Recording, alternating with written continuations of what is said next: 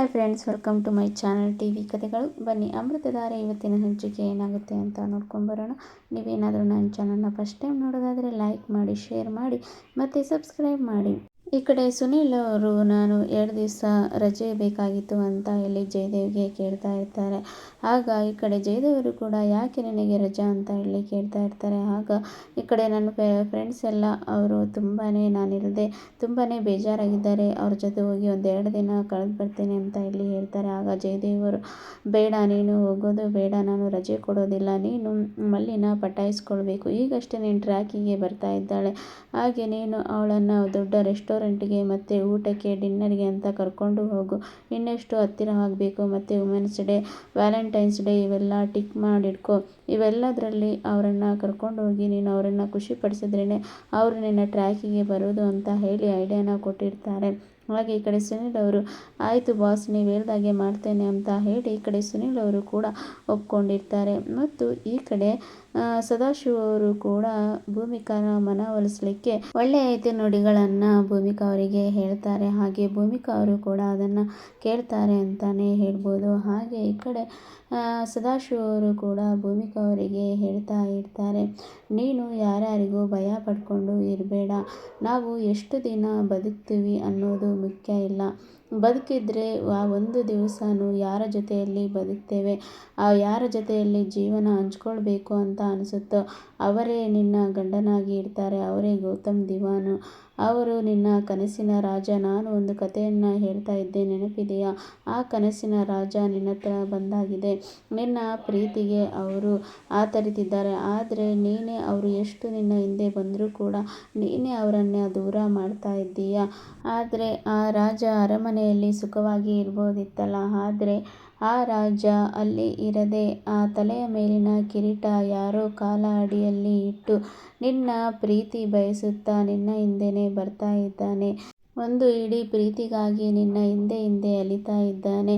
ಇದನ್ನು ನೆನೆಸ್ಕೋ ಕಂದ, ನಿನಗೆ ಏನು ಅನಿಸೋದೇ ಇಲ್ವಾ ಅಂತ ಇಲ್ಲಿ ಕೇಳ್ತಾ ಇರ್ತಾರೆ. ಹಾಗೆ ಈ ಕಡೆ ಕುಟುಂಬ ವ್ಯವಸ್ಥೆ ಈ ಜಗತ್ತಿನಲ್ಲಿ ಇರೋದು ನಿನಗೆ ಗೊತ್ತಿದೆ ತಾನೇ, ಗಂಡ ಹೆಂಡತಿ ಅವರು ಒಂದಾಗಿ ಬಾಳ್ಬೇಕಂತಾನೆ ಒಂದು ಗಂಡು ಹೆಣ್ಣನ್ನು ಸೃಷ್ಟಿಸಿದ್ದಾನೆ. ಆ ಗಂಡು ಹೆಣ್ಣು ಒಂದಾಗಿ ಬಾಳಿದ ಮೇಲೇನೆ ಪ್ರಪಂಚ ವ್ಯವಸ್ಥೆ ಮುಂದುವರಿಯೋದು ಮಗಳೇ, ಅರ್ಥ ಮಾಡ್ಕೋ. ಸಂಸಾರದಲ್ಲಿ ಅರ್ಥ ಮಾಡ್ಕೊಳ್ಳೋದು, ಹೊಂದಾಣಿಕೆ, ಕೊಟ್ಟು ತೆಗೊಳ್ಳೋದು, ಬಿಟ್ಟು ಬಿಡೋದು ಎಲ್ಲ ಇರುತ್ತೆ, ಅದನ್ನೇ ಸಂಸಾರ ಅಂತ ಹೇಳೋದು. ಅದನ್ನು ಅರ್ಥ ಮಾಡಿಕೊಂಡು ನಾವು ನಡೆಯುವಾಗ ನಾವು ಎಲ್ಲದರಲ್ಲಿ ನಾವು ಜಯ ಕಾಣ್ತೇವೆ. ಹಾಗೆ ನಾವು ಯಾರಿಗೂ ಕೂಡ ಭಯ ಪಡೋ ಅವಶ್ಯಕತೆ ಇಲ್ಲ.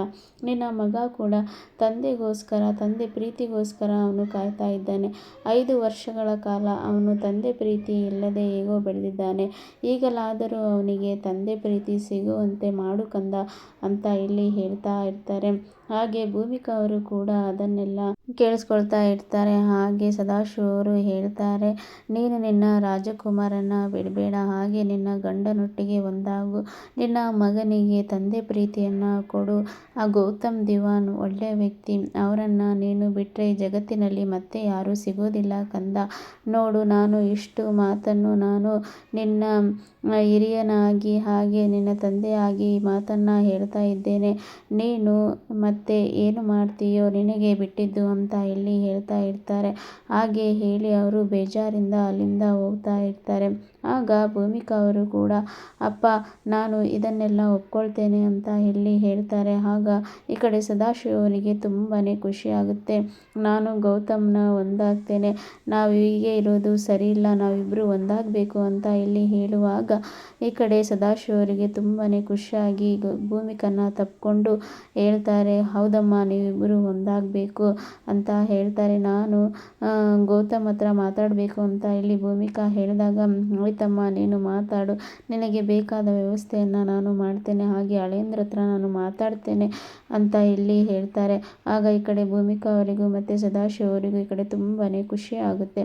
ಹಾಗೆ ಈ ಕಡೆ ಜೋಗಿ ರೈಟರ್ ಅವರು ಕೂಡ ಈ ಕಡೆ ಗೌತಮ್ ಅವರಿಗೆ ಹೇಳ್ತಾ ಇರ್ತಾರೆ, ನೀವು ಜೀವನದಲ್ಲಿ ತುಂಬ ನೊಂದು ಬೆಂದಿದ್ದೀರಾ, ಅಕ್ಕಿ ಬೆಂದರೆ ತಾನೇ ಚಿತ್ರಾನ್ನ ಪಲಾವು ಎಲ್ಲ ಮಾಡಲಿಕ್ಕೆ ಆಗೋದು. ನೀವೇ ಬೆಂದಿದ್ದೀರಾ, ಹಾಗೆ ಒಳ್ಳೆ ರೀತಿಯಲ್ಲಿ ನೀವು ಉಪಯೋಗವಾಗ್ತೀರಾ. ನೀವು ಬೇಸರಗೊಳ್ಳದೆ ಮುಂದಿನ ಹೆಜ್ಜೆನ ಇಡ್ರಿ ಅಂತ ಇಲ್ಲಿ ಹೇಳ್ತಾ ಇರ್ತಾರೆ. ಆಗ ಆಯಿತು ಅಂತ ಹೇಳಿ ಈ ಕಡೆ ಗೌತಮ್ ಅವರು ಕೂಡ ಒಪ್ಕೊಂಡಿರ್ತಾರೆ. ಹಾಗೆ ಸದಾಶಿವ ಅವರು ಕೂಡ ಗೌತಮ್ ಅವರಿಗೆ ಕಾಲ್ ಮಾಡ್ತಾರೆ. ಗೌತಮ್ಗೆ ಕಾಲ್ ಮಾಡಿ ಅಂದರೆ ಭೂಮಿಕಾ ಅವರು ನಿಮ್ಮ ಜೊತೆ ಇರಲಿಕ್ಕೆ ಒಪ್ಕೊಂಡಿದ್ದಾರೆ, ಹಾಗೆ ಅವರ ಎಲ್ಲ ತಪ್ಪುಗಳನ್ನು ಅವರು ಒಪ್ಕೊಂಡಿದ್ದಾರೆ, ನಿಮ್ಮ ಜೊತೆಯಲ್ಲಿ ಇರಬೇಕು, ಹಾಗೆ ನಾವೆಲ್ಲರೂ ಒಟ್ಟಿಗೆ ಇರಬೇಕು ಅಂತ ಹೇಳಿ ಭೂಮಿಕಾ ಅವರು ತವಕ ಪಡ್ತಾ ಇದ್ದಾರೆ. ನೀವು ಅವರ ಜೊತೆ ಮಾತಾಡಬೇಕಂತೆ ಅಂತ ಇಲ್ಲಿ ಹೇಳ್ತಾರೆ. ಆಗ ಈ ಕಡೆ ಗೌತಮ್ ಅವರಿಗೂ ಕೂಡ ತುಂಬಾ ಖುಷಿ ಆಗುತ್ತೆ. ಆಗ ಹೌದಾ ಅವರೇ, ಆಯಿತು ನಾನು ಮಾತಾಡ್ತೇನೆ ಅಂತ ಹೇಳಿ ನಾನು ಹೋಗ್ತೇನೆ ಅಂತ ಹೇಳಿ ಇಲ್ಲಿ ಹೇಳ್ತಾರೆ. ಆಗ ಈ ಕಡೆ ಭೂಮಿಕಾ ಅವರು ಕೂಡ ಗೌತಮ್ ಅವರಿಗೋಸ್ಕರ ಕಾಯ್ತಾ ಇರ್ತಾರೆ. ಆಗ ಗೌತಮ್ ಅವರು ಕೂಡ ಭೂಮಿಕಾ ಹತ್ರ ಬರ್ತಾ ಇರ್ತಾರೆ. ಭೂಮಿಕಾ ಅಂತ ಇಲ್ಲಿ ಕರೀತಾರೆ. ಆಗ ಭೂಮಿಕಾ ಅವರು ಒಂದೇ ಸರಿ ತಿರುಗಿ ನೋಡಿ ಹಾಗೆ ಅಳ್ತಾ ಇರ್ತಾರೆ. ಆಗ ಈ ಕಡೆ ಗೌತಮ್ ಅವರು ಕೂಡ ಹೇಳ್ತಾರೆ, ಭೂಮಿಕಾ ಏನು ಮಾತಾಡಬೇಕಂತೆ ಅಂತ ಇಲ್ಲಿ ಕೇಳ್ತಾರೆ. ಆಗ ಈ ಕಡೆ ಭೂಮಿಕಾ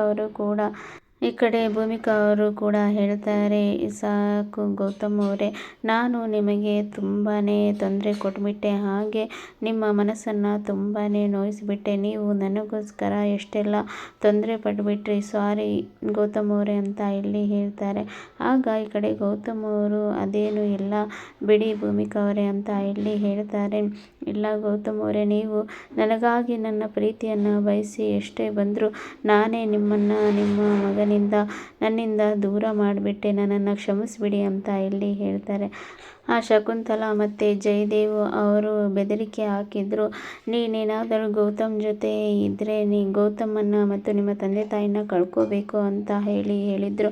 ಆ ಭಯದಿಂದ ನಾನು ಈ ರೀತಿ ಮಾಡಿದೆ ಅಂತ ಇಲ್ಲಿ ಹೇಳ್ತಾರೆ. ಆಗ ಈ ಕಡೆ ಗೌತಮ್ ಅವರು, ನನಗೆ ಗೊತ್ತು ಭೂಮಿಕಾ ಅವರೇ, ನೀವು ಕಾರಣ ಇಲ್ಲದೆ ಯಾವುದೇ ಕಾರಣಕ್ಕೂ ದೂರ ಆಗೋದಿಲ್ಲ ಅಂತ ನನಗೆ ಗೊತ್ತಿತ್ತು.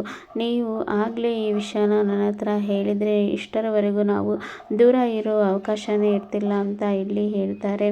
ಆಗ ಈ ಕಡೆ ಭೂಮಿಕಾ ಅವರು, ಆಗ ನನಗೆ ಗೊತ್ತಾಗಲಿಲ್ಲ ಗೌತಮ್ ಅವರೇ, ಆದರೆ ನಾನು ಇನ್ನು ಸಾಕು ಗೌತಮ್ ಅವರೇ, ಇನ್ನು ಯಾವುದೇ ಕಾರಣಕ್ಕೂ ದೂರ ಇರೋದು ಬೇಡ, ನನ್ನ ಕೊನೆ ಉಸಿರು ಇರೋವರೆಗೂ ನಾನು ನಿಮ್ಮ ಜೊತೆನೇ ಇರ್ತೀನಿ, ನಿಮ್ಮನ್ನು ಬಿಟ್ಟು ಹೋಗೋದಿಲ್ಲ ಅಂತ ಇಲ್ಲಿ ಹೇಳ್ತಾರೆ. ಆಗ ಈ ಕಡೆ ಗೌತಮ್ ಅವರು ಕೂಡ ಹೇಳ್ತಾರೆ, ನನಗೆ ಗೊತ್ತಿತ್ತು ಭೂಮಿಕಾ ಅವರೇ, ನನ್ನ ಮೇಲೆ ನಿಮಗೆ ಪ್ರೀತಿ ಇದೆ ಅಂತ, ಯಾವುದೋ ಕಾರಣಕ್ಕೆ ನನ್ನನ್ನು ದೂರ ಮಾಡ್ತಿದ್ದೀರಾ, ಆದರೂ ಮನಸ್ಸಿನಲ್ಲಿ ಇಷ್ಟು ಪ್ರೀತಿ ಇಟ್ಟುಕೊಂಡು ಇಷ್ಟು ವರ್ಷಗಳ ಕಾಲ ನನ್ನನ್ನು ದೂರ ಮಾಡಿಬಿಟ್ರಿ ಅಲ್ಲ ಅಂತ ಇಲ್ಲಿ ಹೇಳ್ತಾ ಇರ್ತಾರೆ. ಆಗ ಈ ಕಡೆ ಭೂಮಿಕಾ ಅವರು ಕೂಡ, ಇನ್ನು ನಿಮ್ಮನ್ನು ದೂರ ಮಾಡಿ ಇರೋದಿಲ್ಲ ಗೌತಮ್ ಅವರೇ, ಯಾವುದೇ ಕಾರಣಕ್ಕೂ ನಿಮ್ಮನ್ನು ಬಿಟ್ಟು ನಾನು ಎಲ್ಲಿಗೂ ಹೋಗೋದಿಲ್ಲ ಅಂತ ಇಲ್ಲಿ ಹೇಳ್ತಾ ಇರ್ತಾರೆ. ಆಗ ಈ ಕಡೆ ಗೌತಮ್ ಅವರು ಕೂಡ, ನನ್ನ ಮನಸ್ಸು ಹೇಳ್ತಾ ಇತ್ತು ಭೂಮಿಕಾ ಅವರೇ, ನೀವು ನನ್ನನ್ನು ಒಪ್ಕೊಳ್ತೀರಾ, ಹಾಗೆ ನಾವು ಒಂದಾಗ್ತೇವೆ ಅಂತ ಹೇಳಿ ಅನ್ನಿಸ್ತಾ ಇತ್ತು. ನಿಮ್ಮ ಪ್ರೀತಿ ಯಾವಾಗಲೂ ನನ್ನ ಮೇಲೆ ಇದ್ದೇ ಇರುತ್ತೆ, ಹಾಗೆ ನನ್ನ ಮೇಲೆ ಯಾವುದೇ ಕೋಪ ದ್ವೇಷ ಇಲ್ಲ ಅಂತಲೂ ಗೊತ್ತಿತ್ತು. ನೀವು ನನಗೋಸ್ಕರ ಹಂಬಲಿಸ್ತೀರಾ ಅಂತಲೂ ಗೊತ್ತಿತ್ತು. ನಾನು ಇಷ್ಟು ದಿನ ಪ್ರಯತ್ನ ಪಟ್ಟಿದ್ದಕ್ಕೆ ನನ್ನ ಪ್ರೀತಿಗೆ ಪ್ರತಿಫಲ ಸಿಕ್ತು. ನಾನು ಯಾವುದೇ ಕಾರಣಕ್ಕೂ ಇನ್ನು ಮೇಲೆ ನಿಮ್ಮನ್ನು ಬಿಟ್ಟು ಕೊಡೋದಿಲ್ಲ, ಹಾಗೆ ನಿಮಗೆ ಭಯ ಹುಟ್ಟಿಸಿರುವ ಹಾಗೆ ಅವರನ್ನು ನಾನು ಕೂಡ ಸುಮ್ಮನೆ ಬಿಡೋದಿಲ್ಲ. ನನ್ನ ಕೊನೆ ಉಸಿರಿರುವವರೆಗೂ ನಿಮ್ಮನ್ನು ನನ್ನ ಮಕ್ಕಳನ್ನು ನಾನು ನೋಡ್ಕೊಳ್ತೇನೆ, ನಿಮಗೆ ಯಾರದೇ ತೊಂದರೆ ಬೇಡ ಅಂತ ಇಲ್ಲಿ ಹೇಳ್ತಾ ಇರ್ತಾರೆ. ಆಗ ಭೂಮಿಕಾ ಅವರು ಕೂಡ, ಹೌದು ಗೌತಮ್ ಅವರೇ, ನಮಗೆ ಯಾರದೇ ತೊಂದರೆ ಬೇಡ, ನಾವು ನಮ್ಮ ಮಕ್ಕಳು ಖುಷಿಯಾಗಿ ಇರೋಣ, ಮತ್ತು ನಾವು ಯಾವುದೇ ರೀತಿಯಾಗಿ ನಮಗೆ ಆಸ್ತಿ ಅಂತಸ್ತು ಯಾವುದು ಬೇಡ, ನಾವು ಇರೋದ್ರಲ್ಲೇ ನೆಮ್ಮದಿಯಾಗಿ ಇರೋಣ ಅಂತ ಇಲ್ಲಿ ಭೂಮಿಕಾ ಅವರು ಹೇಳ್ತಾ ಇರ್ತಾರೆ. ಆಗ ಈ ಕಡೆ ಗೌತಮ್ ಅವರು ಕೂಡ, ಹೌದು ಭೂಮಿಕಾ ಅವರೇ, ನಮಗೆ ಯಾವುದು ಬೇಡ, ಇದೆಲ್ಲ ಇದ್ದಾಗೆ ತಾನೇ ನಮಗೆ ಇಷ್ಟೆಲ್ಲ ತೊಂದರೆಗಳು ಆಗಿದ್ದು, ನಾವು ಯಾವುದನ್ನು ಬಯಸೋದು ಬೇಡ, ನಾವು ಹೇಗೋ ಜೀವನ ನಡೆಸಿಕೊಂಡು ಹೋಗೋಣ, ಮತ್ತು ಪ್ರೀತಿಯಲ್ಲಿ ನಾವೆಲ್ಲರೂ ಒಟ್ಟಾಗಿ ಇರೋಣ ಅಂತ ಇಲ್ಲಿ ಹೇಳ್ತಾ ಇರ್ತಾರೆ. ಹಾಗೆ ಈ ಕಡೆ ಗೌತಮ್ ಅವರು ಭೂಮಿಕನ್ನ ತಪ್ಪಿಕೊಂಡು ಹಣೆಗೆ ಮುತ್ತನ್ನು ಕೊಡ್ತಾ ಇರ್ತಾರೆ. ಹಾಗೆ ಈ ಕಡೆ ಸದಾಶಿವರು, ಮಂದಾಕಿನಿಯವರು, ಅಪ್ಪು, ಮಿಂಚು, ಹಾಗೆ ಆನಂದ್ ಅವರು ಎಲ್ಲರೂ ಕೂಡ ಗೌತಮ್ ಮತ್ತು ಭೂಮಿಕಾ ಒಂದಾಗಿರೋದನ್ನು ಕೇಳಿ ಎಲ್ಲರಿಗೂ ತುಂಬಾ ಖುಷಿ ಆಗ್ತಾ ಇರುತ್ತೆ. ಹಾಗೆ ಈ ಕಡೆ ಗೌತಮ್ ಮತ್ತು ಭೂಮಿಕಾ ಅವರು ಕೂಡ ತುಂಬಾ ಖುಷಿಯಿಂದ ಮನೆಗೆ ಹೋಗ್ತಾಳೆ ಅಂತಲೇ ಹೇಳ್ಬೋದು. ಇಲ್ಲಿನವರೆಗೆ ಇವತ್ತಿನ ಸಂಚಿಕೆ. Thank you for watching.